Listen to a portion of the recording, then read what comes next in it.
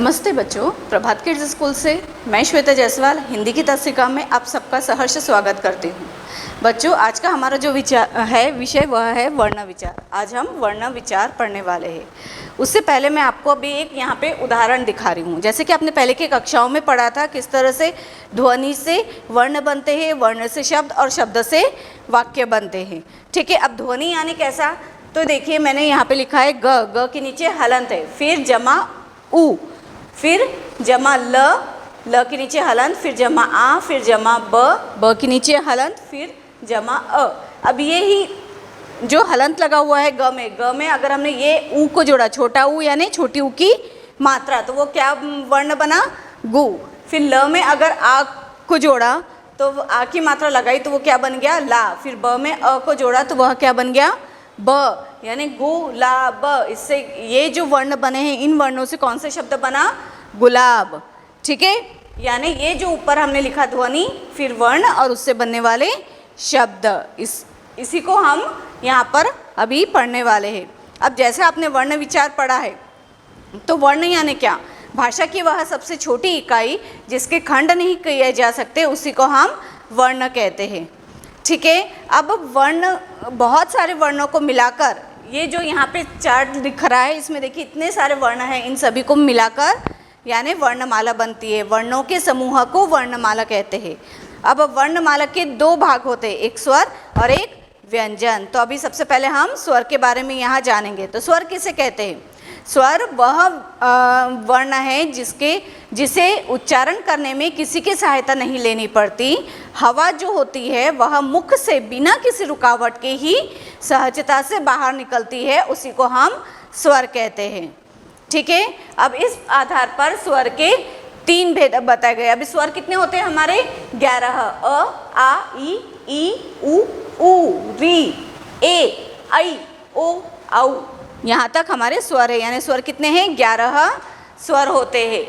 ठीक है, अब 11 स्वर के बाद में इन्हीं स्वरों के उच्चारण का जो समय है, कम या ज़्यादा, इस समय के आधार पर स्वर के 3 भेद बताए गए हैं यहाँ पर, ह्रस्व स्वर, दीर्घ स्वर और प्लुत स्वर। ह्रस्व यानी कम, ह्रस्व यानी क्या, कम, यानी जिन वर्णों के उच्चारण में थोड़ा सा बिल्कुल बहुत कम समय लगता है उसको हम ह्रस्व स्वर कहते हैं। ये कितने होते हैं, ये 4 होते हैं। कौन कौन से है ये, अ, फिर ई, उ और री, ये 4 स्वर है। कौन सा, अ, छोटी ई, फिर छोटा उ और रे, ये 4 जो स्वर होते हैं यह ह्रस्व स्वर है। इनको उच्चारण फट से हो जाता है, इन्हें ज़्यादा वक्त नहीं लगता इन वर्णों को उच्चारण करने के लिए। अब आगे आते हैं हम दीर्घ स्वर। दीर्घ यानी बड़ा, दीर्घ यानी क्या, बड़ा, यानी जिसके उच्चारण में ह्रस्व स्वर से भी 2 गुना समय लगता है, उसको हम दीर्घ स्वर कहते हैं। अब दीर्घ स्वर यानी कौन से, 7 होते हैं ये।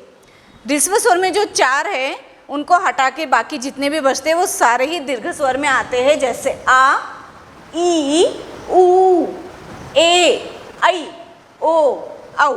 ये क्या है, हमारे दीर्घ स्वर है। इनको 2 गुना समय लगता है बोलने के लिए। इसके बाद आते हैं हम प्लुत स्वर। अब प्लुत स्वर यानी ह्रस्व स्वर से 3 गुना ज़्यादा समय लगता है इसके उच्चारण करने में। कौन सा, ओम। जब हम ओम का उच्चारण करते हैं तो ओ को थोड़ा लंबा खींचते है ना, तो वो जो स्वर होता है वो हमारा है प्लुत स्वर। क्यों, वो सिर्फ एक ही होता है, इसको 3 गुना ज़्यादा समय लगता है इस वर्ण को उच्चारण करने के लिए। इतना आपको स्वरों के प्रकार समझ में आए, 3 भेद समझ में आ गए। ठीक है, अब हमारा यहाँ पे जो बचता है अम और अह। इस अम अह को यहाँ पर क्या कहा जाता है, अयोग वाह कहा जाता है। क्या कहते हैं इसे, अयोग वाह। अम यानी अनुस्वार, अह यानी विसर्ग, अम यानी अनुनासिक, इसे हम चंद्र बिंदु भी कहते हैं, और अ यानी आगत ध्वनि। आगत ध्वनि यानी क्या, इसे अर्धचंद्र भी कहा जाता है। और ये उन वर्णों पे लगता है जब विदेशी भाषा के शब्द हम हिंदी में लिखते हैं, जैसे डॉक्टर, कॉलेज, ऑफिस, तो उसमें आ का वो जो अर्धचंद्र लगता है वो यानी आगत ध्वनि। ठीक है, चंद्र बिंदु से आप परिचित है ना। अनुनासिक यानी नाक से इसका उच्चारण होता है, विसर्ग में ह का उच्चारण निकलता है। अह, प्रातः, अतः इस प्रकार से। और अन यानी न का उच्चारण आखिर में आता है, उसे हम अनुस्वार कहते हैं। ये हुआ हमारा अयोग वाह। ये ना तो स्वर होते हैं और ना ही व्यंजन होते हैं। स्वर की अपनी मात्राएं होती है। इन मात्राओं के सहारे से हम सारे व्यंजनों को लिख सकते हैं, कई सारे शब्द बना सकते हैं। ठीक है, अब वो जो मात्राएं आपने पिछली कक्षाओं में पढ़ी है। अब इसके बाद हम आते हैं अपने व्यंजन की तरफ। ठीक है, स्वरों की मात्राएं तो सबको पता ही है ना। ठीक है, चलिए अब हम देखते हैं व्यंजन जो होते हैं वो हमारे 33 व्यंजन होते हैं। हाँ, अब 33 व्यंजन में इसके अलग अलग भेद बताए गए हैं। जैसे अब यहाँ पे देखिए क, ख, ग, घ, अंग, ये कितने हैं? 5 है ना। तो इसको क्या नाम दिया गया है? क वर्ग। क्यों? क्योंकि पहले वर्ण से आने वाले जो पहला वर्ण होता है हर एक पंक्ति का, उससे उन्हें नाम दिया गया है क वर्ग, च वर्ग, ट वर्ग, त वर्ग और प वर्ग। और इन्हीं पांचों वर्गों को मिलाकर स्पर्श व्यंजन कहते हैं। इन पांचों को मिलाकर जो व्यंजन का प्रकार है पहला, वो है स्पर्श व्यंजन। अब स्पर्श यानी कैसा? तो जो हवा होती है वह हमारे मुख के सभी भागों को टकराते हुए बाहर निकलती है इनके उच्चारण के लिए, तब हम इसे स्पर्श व्यंजन के नाम से जानते हैं। स्पर्श होती हुई, रगड़ खाती हुई वह बाहर निकलती है, तो उसे हम स्पर्श व्यंजन कहते हैं।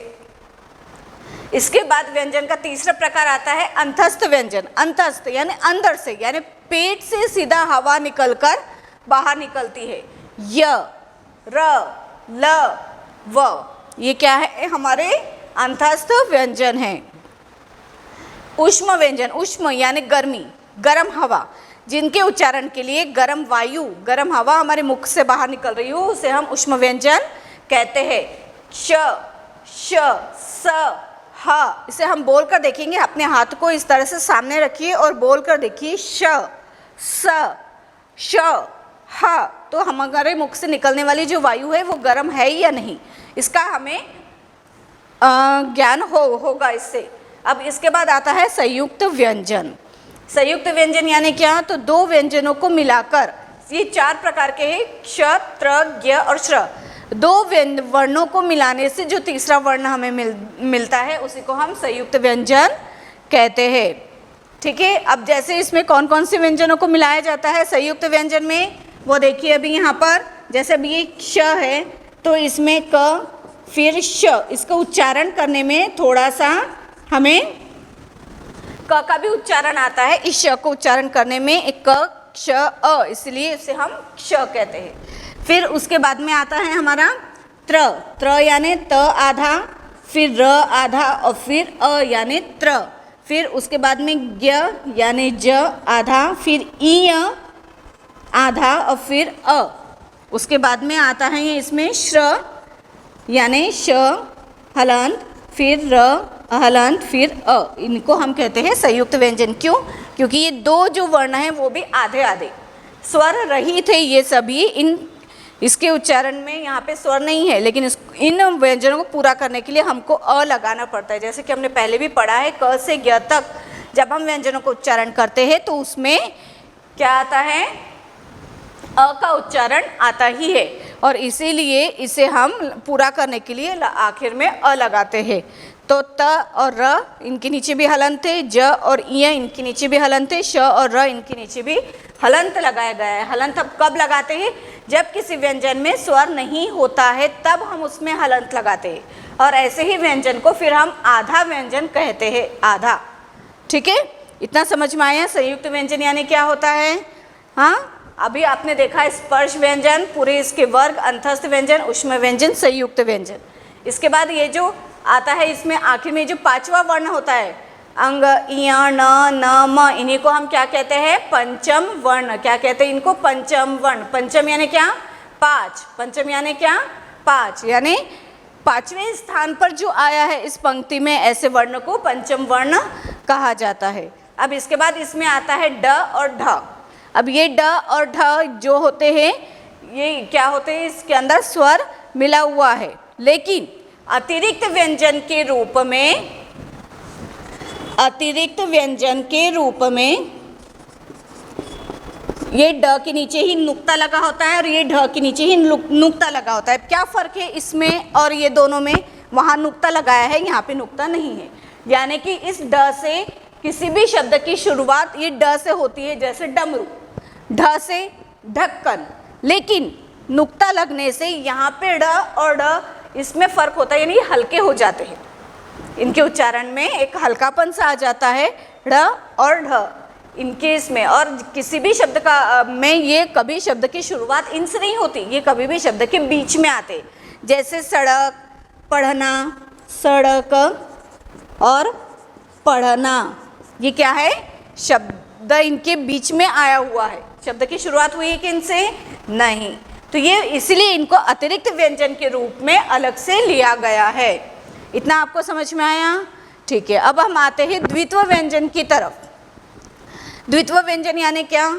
तो एक ही वर्ण एक ही शब्द में दो बार प्रयोग किए जाते हैं। पहला वर्ण स्वर रहित, दूसरा वर्ण स्वर सहित, उसी को हम द्वित्व व्यंजन कहते हैं। उदाहरण देखिए, मक्का, यहाँ पे क को दो बार प्रयोग किया गया है। क वर्ण ही है लेकिन इसको प्रयोग कितने बार किया है? दो बार। एक स्वर के बिना है क्योंकि हलंत लगा है नीचे, और दूसरा स्वर के साथ है, स्वर सहित है, इसलिए ये पूरा लिखा है, इसके नीचे हलंत नहीं है। इनको मिला के बनता है कक। दूसरा उदाहरण है सच्चा, इसमें भी च के नीचे हलंत है, यानी ये आधा च है, बिना स्वर के है, और दूसरा च पूरा है, यानी इसमें हलंत नहीं है, यानी स्वर के साथ है। इसको बोलते हैं चच। ये क्या हुआ? हमारा द्वित्व व्यंजन। इसके बाद आता है हमारा संयुक्त अक्षर। अब संयुक्त अक्षर यानी क्या? दो अलग अलग वर्णों को एक ही शब्द में प्रयोग किया जाता है।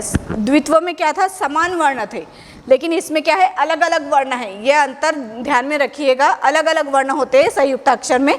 जैसे शब्द लिखा मैंने विद्या, अब इसमें द भी के नीचे हलंत है, यानी ये द आधा है और यह है द्य, इन दोनों को मिलाने से क्या बना? द्य।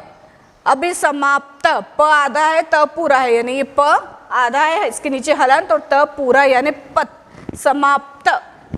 इस प्रकार से विद्या और समाप्त, ये दो उदाहरण अभी हमने देखे संयुक्त अक्षर के। ठीक है। इसके बाद आते हैं हम र के प्रकार। अब र के विविध मात्राएं होती है, जैसे कि अभी देखिए यह वाली जो रफा रही है हम कब लगाते हैं? जब पाई वाले शब्द आते हैं सामने। पाई यानी क्या? ऐसा, फिर इसको मिला के क्या बना? प, तो इसके नीचे हमने ये शब्द मात्रा लगा दी प्र। पाई यानी क्या? एक खड़ी डंडी। ऐसे जो शब्द होते हैं इनके साथ में ये वाली रफार रखी जाती है, की रफार इस तरह से लगाई जाती है। दूसरी मात्रा है इसे, यानी उल्टा वी जो होता है ना, इंग्लिश में हम वी लिखते हैं, तो उल्टा वी जब हम लिखते हैं तो कौन से शब्द में? जब गोलाकार शब्द आते हैं, अर्ध गोलाकार जब शब्द आते हैं तब, जैसे ट, ड, ठ, ढ, ऐसे शब्दों के नीचे हम ये मात्राएं लगाते हैं, यानी इनसे बनने वाला शब्द ड्र। अब ऊपर र वाली मात्रा ये कब लगाई जाती है? तो इससे बनने वाला शब्द कौन सा है? पर्व, यानी प र व। बीच का जो र का उच्चारण है वह क्या होता है? पहले व्यंजन के बाद जो बीच में उच्चारण आता है, तो उस र के उच्चारण को बताने के लिए उसके बाद वाले व्यंजन के ऊपर र की रफार लगाई जाती है, जैसे प र व। अब ये जो र है ये बीच में आया, तो इसके बाद वाले व्यंजन पे ये र की मात्रा लगाई जाती है, उसी को हम कहते हैं फिर पर्व। उसके बाद में री की मात्रा, ऋषि का री, इसकी मात्रा यानी पैर के नीचे होती है। सेम पाई वाले शब्द में इसकी मात्रा उस व्यंजन के पैरों के नीचे लगाई जाती है, यानी पदेन मात्रा इसे कहते हैं हम वृक्ष। ठीक है। कौन सा मात्रा कहते हैं इसको? वृक्ष। इतना आपको समझ में आया? ठीक है। अब इसके बाद हम आते हैं इसके वर्ण विच्छेद पर। विच्छेद करना यानी अलग अलग करना, वर्ण को अलग अलग करना। जैसे अभी हमने ये वर्ण है गु, इसको विच्छेद किया। क्या किया हमने? ग के नीचे हलंत लगाई, ऊ की मात्रा को अलग कर दी, ऊ की मात्रा को अलग से कर दी, यानी क्या बन गया? वो विच्छेद हो गया इस गु का। सेम इसी प्रकार से वर्ण क्या है यहाँ पे? ला। ला में क्या किया हमने? ल को अलग किया और आ की मात्रा को अलग कर दी, तो वो क्या बन गया? ये भी विच्छेद हो गया। उसके बाद ब में जो अ का उच्चारण समाहित होता है उसको हमने अलग कर दिया, यानी ब के नीचे हलंत लगा के अ अलग लिखा, तो ये क्या हो गई? हमारा वर्ण विच्छेद। तो ऐसे बहुत सारे वर्ण विच्छेद, हर एक शब्द के हम उन्हीं मात्राओं को अलग अलग करके उसका विच्छेद कर सकते हैं। इतना आपको समझ में आया? क्या देखा आज की तासिका में हम लोगों ने? वर्णमाला किसे कहते हैं, वर्ण की परिभाषा देखी, उसके बाद में वर्णमाला की परिभाषा देखी, ये पूरी वर्णमालाएं देखी हमने, स्वर देखे, ठीक है। स्वर के 11 प्रकार, व्यंजन के 33, दोनों को मिला के बनते हैं 44। और उसके बाद में अम और अह अयोग वाह है, इसमें विसर्ग, चंद्रबिंदु ये सभी समाहित होता है। हमने स्वर के भेद देखे, ऋस्व स्वर, दीर्घ स्वर, प्लुत स्वर। इसके बाद में हमने व्यंजन में क्या देखा है कि क से लेकर प तक इनको वर्ग का नाम दिया गया है, क वर्ग, च वर्ग, ट वर्ग, त वर्ग और प वर्ग। और इन्हीं पांचों भी वर्गों के जितने भी व्यंजन हैं उन्हीं को हम स्पर्श व्यंजन कहते हैं। स्पर्श यानी हवा जो है हमारे मुख के विभिन्न भागों से टकराती हुई, रगड़ खाती हुई बाहर निकलती है, उसी को हम स्पर्श व्यंजन कहते हैं। फिर अंतस्थ व्यंजन, ऊष्मा व्यंजन, संयुक्त व्यंजन हमने देखा, ड और ढ। ये देखिए इसके अतिरिक्त व्यंजन हमने यहाँ पर देखा, संयुक्त व्यंजन को किस तरह से लिखा जाता है वह भी हमने यहाँ पर देखा है। इसके बाद द्वित्व व्यंजन, संयुक्त व्यंजन और र की मात्रा के सारे प्रकार। ठीक है, ये हुआ हमारा आज का वर्ण विचार। तो इसका बहुत सारा अभ्यास अभी आपको करना है, हर एक वर्ण का उच्चारण कर करके देखना है आपको। ठीक है, धन्यवाद।